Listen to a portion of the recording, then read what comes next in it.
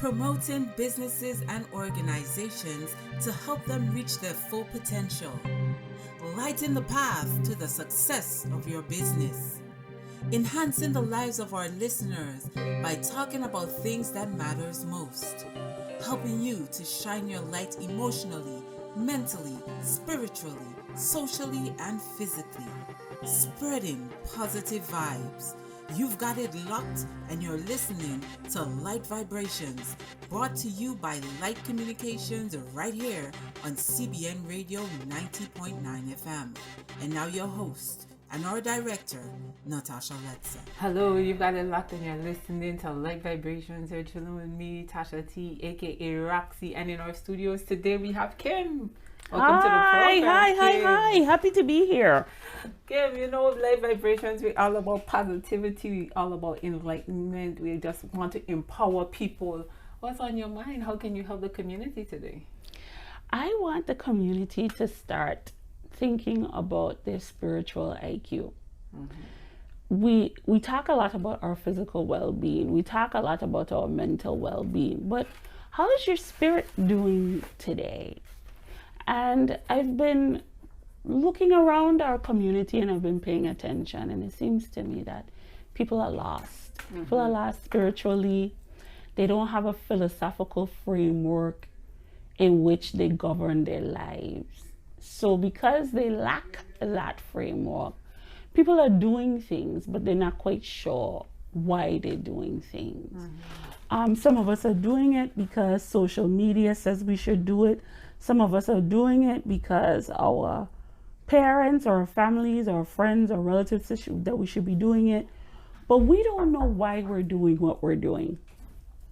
When you don't have a philosophical framework, you don't have a set framework of beliefs, values, morals that govern what you do. And when you don't have that foundation, when you don't have that base, very often the choices that you make are disjointed and chaotic and based on what's happening in your environment. Spiritually, we perceive that chaos. We perceive that lack of organization, that lack of sense. Like, what we're doing don't make sense. And so in order to cope with that, we start to tell lies. We start to lie to ourselves, because when you tell a lie, the first person you tell the lie to is yourself. Mm-hmm. And you practice that lie with yourself over and over and over again until it becomes your truth. And then you go out and you share that lie as your truth. And when we think about how those lies impact us physically and mentally, every ailment that we have now known to man is directly linked to how well our spirit is doing. Mm-hmm. And so the body, the spirit, the mind is a three-prong. What the Bible says about 3 chords? It's 3 chords that cannot be broken. So you cannot neglect one aspect of your being and expect that the other 2 will compensate. Mm-hmm. People have lots of reasons why they don't have a spiritual framework. And I tell my students all the time, I say, listen, it doesn't matter what you believe in. You can believe in Mickey Mouse, you can believe in God, you can believe in Jesus, you can believe in Buddha, whoever. But you gotta believe in something. Otherwise, you're just a raw nerve. You're just a raw nerve responding to every impulse that comes your way or every stimulation that comes your way. Mm-hmm. And so you get an urge and you act on the urge without considering, how does this fit into my philosophical framework? Well, Kim, this is a very interesting topic because it brings a lot of different elements together. You talk about spiritual IQ, your beliefs, your values, your morals, and you know how it fits into your basic purpose in life and what you do.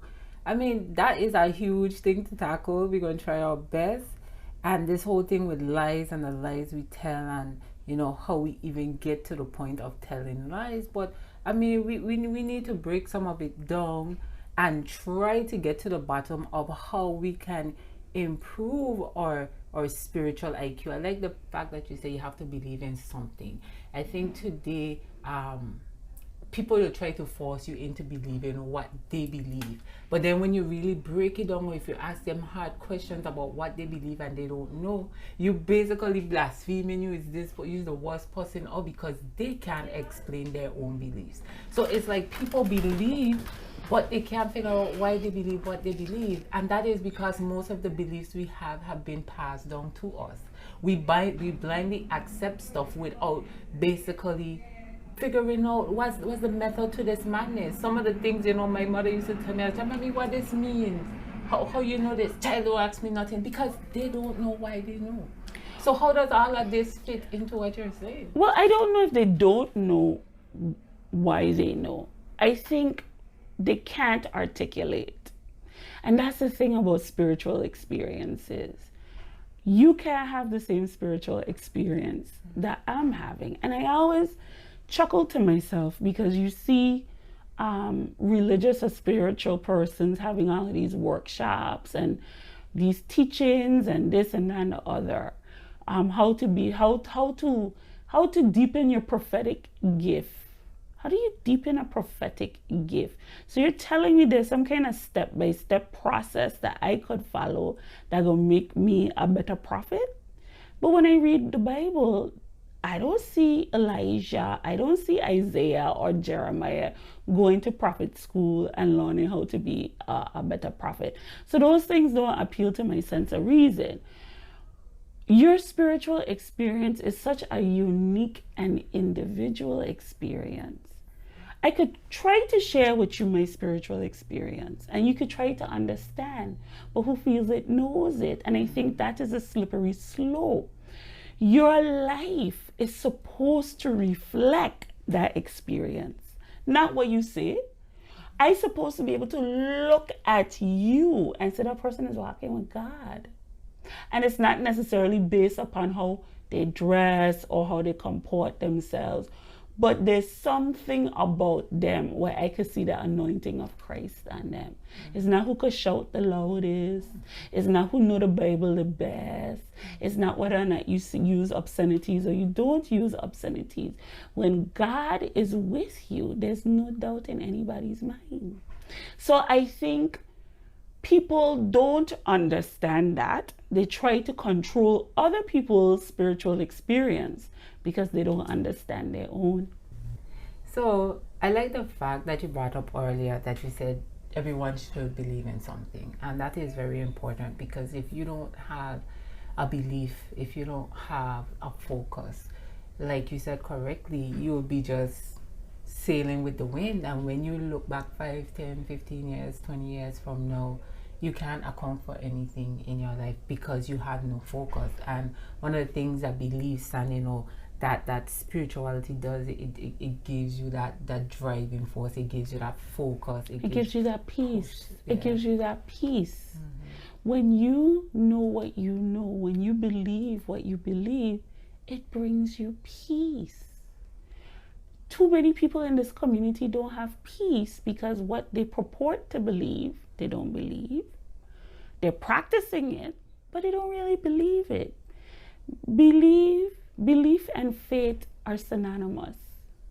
If you have a philosophical framework, you have to have faith in that framework.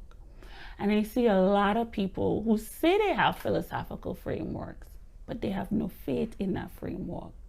And so there's not a peace that comes from, these are the rules that govern my life. These are the morals that I believe in. These are the values that I have. And I am comfortable with that. So there's no peace. So when you question people about their philosophical framework, what you're highlighting is that they don't have any peace. When they get agitated, when they get combative, I don't mind religious discussions because I don't care what anybody else thinks. I know what I know. I know what Spirit has done for me. So I also understand, based on my relationship with Spirit, that He does different things for all of us. So you speaking in tongues doesn't make you any more pious than me who does it. Because He doesn't give the same gift to everybody. And that is one of my belief systems and my framework. So when I see people yelling and shouting in gibberish, More power to them. I don't think to myself, well, how come I can't speak in tongues too?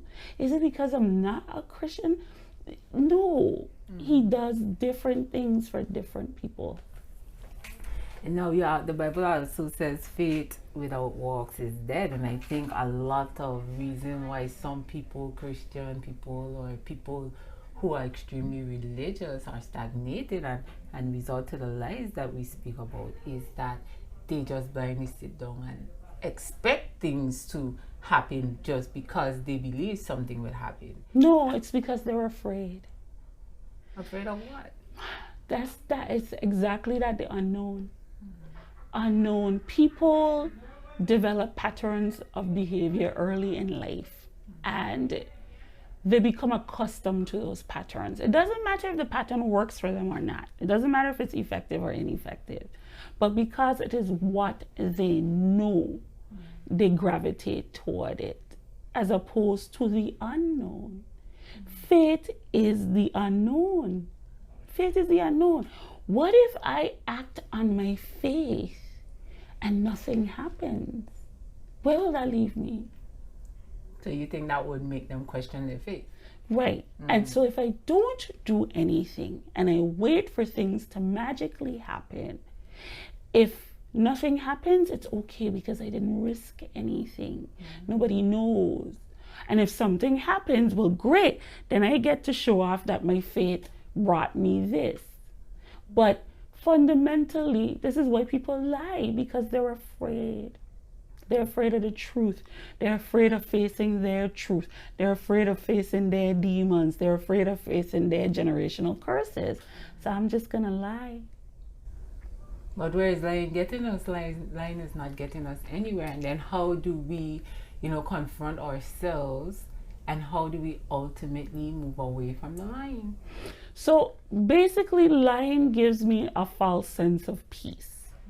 It gives me a false sense of control, and I get to manipulate other people's perceptions of me and the situations that I am in. What lying is a short-term, maladaptive method for coping with whatever the previous lie created. So the lie that I began however many years spins off other lies, offshoots other lies. And the lies that I am telling now are the lies necessary to cover the lies that I told many years ago. Right. The fear is, if I tell the truth, the world that I have carefully constructed based on these lies can come crumbling down. And then where will that leave me? Who am I? What do I have in the absence of lies? Kim, I don't really know how I actually feel about this conversation. Because it's very uncomfortable, isn't it? It's so different from, I guess, my belief system on lies. So I don't exactly know, I'm saying, how to relate actually in a way. Because for me, my pet peeve is lying and liars. Mm-hmm. You know what I'm saying? Because the type of person I am, you never have to guess with me. Mm-hmm. I'm straight. If it is that you want something or you have a question, you ain't gonna have to worry if I tell you one thing and I say the next thing behind your back. So the lying thing for me, and I encourage my children, like, if one thing they would see me lose it for is if you come into lying to me. Mm-hmm. They listen down to this, from the biggest down to the smallest. Do not lie to me for nothing. Take your chances with the truth. Be a leader. You know what I'm saying? Mm-hmm. If you're a leader and you tell me you do something, your punishment gonna be less severe than if you are a follower doing stupidness and telling me something. Well, you're talking about overt lies. But this ain't what we're talking about? No, we're also talking about covert lies. Covert lies are when we pretend. For example, if I pretend that I'm more competent and capable than I really am. If I pretend that I'm faithful when I'm not. If I pretend that I'm honest when I'm not. So the overt lies are easy to spot. and to address, but is the covert lies. You know, when you have men living on the down low, that is a covert lie. So you're pretending to be a heterosexual male in a committed heterosexual relationship, but really in truth, you're either bisexual or homosexual. I'm talking about those deep-seated lies that people are aware of, but we don't say anything because I'm not going to tell you about your pretend lie, and you're not going to tell me about my pretend lie. And so we have that unspoken agreement. However, when you get with your people, you talk about my pretend lie to your heart's content, I talk about yours. But when we're in a social environment, or I have the opportunity to interact with you one-on-one, we never confront each other about our pretend lies. And I don't necessarily think that we have to. However, in a society as small as the one that we live in, we're starting to reap the sowing of those lies. Right. Our whole framework, our whole bedrock is cracked and crumbling. But to me, Kim, those covert lies that you're speaking of, now that I have a better understanding of what you're saying, is hard to, because even though a person pretends to be one thing, you look at their actions. And this is confusing to me because I know a little bit of a situation or a situations in what you're talking about going to work is like, I'm amazed. I'm over here sitting down amazed thinking, seriously, nobody ain't catch on to this? It's every day I have to pinch myself and ask myself, are you in the matrix? Like, what's happening? But to me, it's like, and I said, these people are reasonably intelligent people. They didn't catch on to this. It's not that they do, but we have an unspoken agreement. Because if I have a secret that I am hiding, if I expose your secret, you might expose mine. I have a relative all the time, she says, I am not telling nobody nothing because I don't want nobody to tell me anything. And I never used to understand it, but now it makes sense. I'm not going to confront you about your bad behavior because I want to continue to engage in my bad behavior without correction or acknowledgement. And so what this community does is they use the word judgment like a bad word. I don't want to judge nobody because I don't want nobody judging me. Judgment, by its very definition, entails a consequence. I don't have the power to bring a consequence to bear in your life about the secret that you tell, but I can acknowledge it. And in acknowledging it, free you from the pressure and the desire and the need to lie to me. And maybe if we would all acknowledge what is right in front of us, people would be less likely to make up stories and act outside of their divine purpose. Okay, because this is why our boils all we doing is running from God. That's all we doing. The pressure, because you're pressured in this community. I can't tell you how many times I have spoken the truth out loud and had somebody say, don't say that. Why? How does me not saying it make it less true? But that is the mentality. But that is because people don't want to deal with it. Right. People, and like you said, and it makes perfect sense. You have something on me, I have something on you. You know my skeletons, I know yours. If that's like when we were kids, when we were in school, and you have your good girlfriend, and you and your girlfriend fall out, and next thing you know, the whole school know your business because this is a person that knows your secrets. And at the same time too, people lie and stay in those situations because they don't want to get any better. Because they're afraid. Of anybody. No, I'm telling you. They're happy with who they are. No, I think they're fooling people. No, they're very unhappy. And that, if you could see on a spiritual level, you would see people's true face. The issue, they're not happy. Okay? The issue is they don't think they could handle the responsibility of being content Notice I didn't say happy. Because happiness is short term and it's fleeting. Yes. Contentment is deeper, more satisfying, and longer lasting. When you decide you want to live a content life, that's a huge responsibility. Because now you have to live your life in a way where you don't create your own drama. You don't go around creating drama for other people. You embody a philosophical framework that is sure to lead you to contentment. It takes a lot of work. And for a lot of people, it is easier to stay in what they know than step out on faith to the unknown. You're onto something there. That's true, because you just have to look around two households. How many people living together, supposedly married, they live upstairs or in one corner of the house, the other person live in another corner of the house, but they're together. When you see them out in public, it's like, yeah, this is my wife, like all of this is my husband, but everybody got man, everybody got woman. I mean, it's so much. I mean, that's one example. What about the mothers of sons who are out in the community committing crimes, bringing home the proceeds of those crimes into their houses?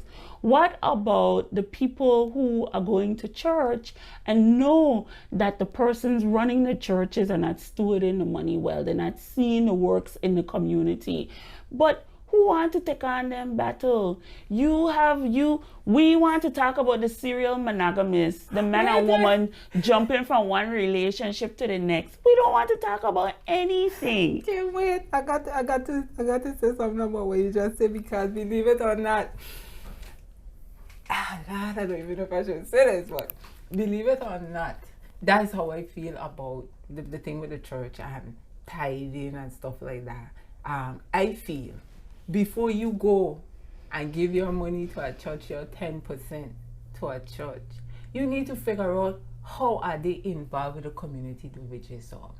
I hate to see, and it might be deviating a bit, but you brought it up, I got to say something. I hate to see where, you giving money to a church, and if one of their parishioners need an assistant, let's take up a special offering for sister so-and-so. What are we doing with all this money you're collecting? Why you have to take up a special offering for somebody? Why you can't use the money that you're getting every however much, hundreds of thousands of dollars every Sunday passes through these churches into the community, into the people that you come to church with? These people sometimes sacrifice bills to pay 10%, which to me don't make no sense, but hey, that's just me. We have a lot of people like sheep out here in these streets. Okay, so you go, get caught, and you still can't go to the church. Some people believe they can buy their blessings, and the problem is, if you can't read and comprehend the Bible for yourself, he said you ain't gonna get in by your works or your deeds. You're gonna get in by what is in your heart.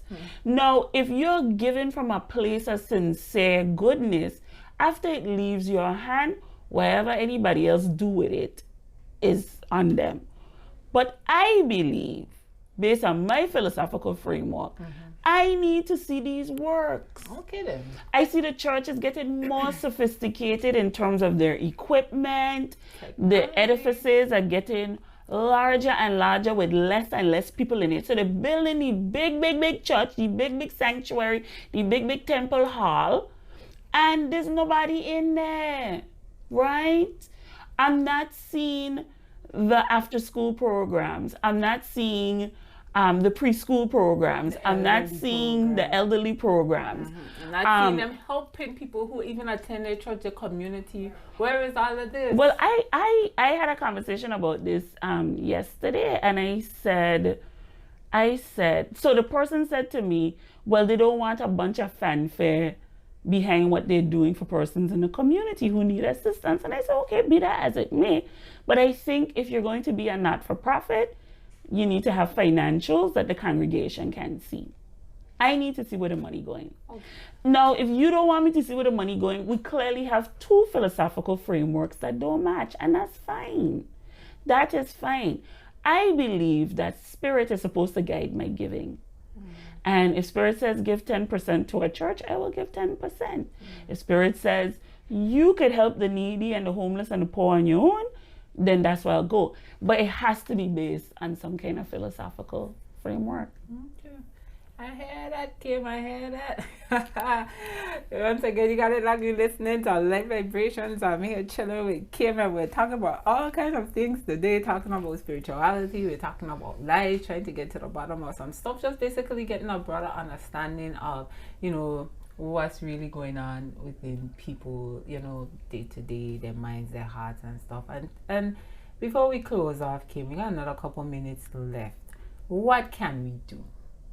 Where do we go from here to improve ourselves, to not be afraid to step out on faith, to not be afraid of embracing our belief and basically transcending us to the next level?